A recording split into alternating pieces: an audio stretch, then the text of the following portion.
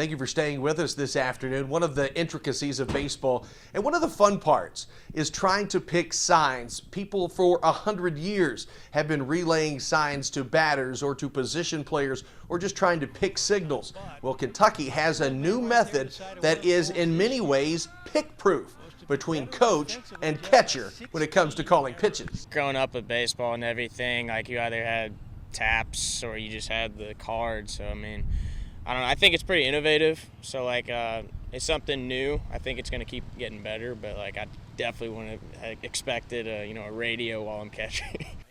Did UK catcher Marshall Gee just say a radio? He sure did. It's one of the newest additions approved by the SEC.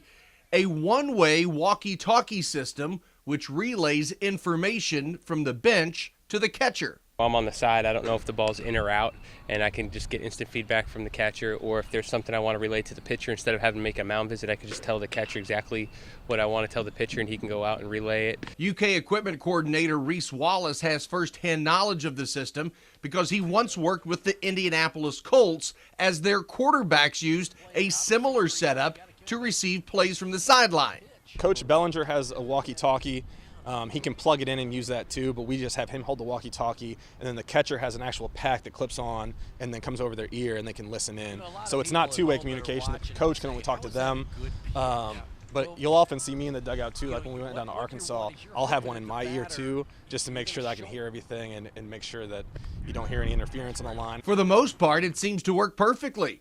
In some ways, it speeds up the game and takes out any miscommunication. It's helped with the pace. The biggest piece for me, it helps with just the communication with the catcher. There's a lot less room for error. So like with the cards, they can miss a number on my hand or misread the card, and you can screw up a pitch where it's that takes that away. It's almost like you see Secret Service guys. It clips directly onto their collar and then wraps around their ear and actually inserts into their ear.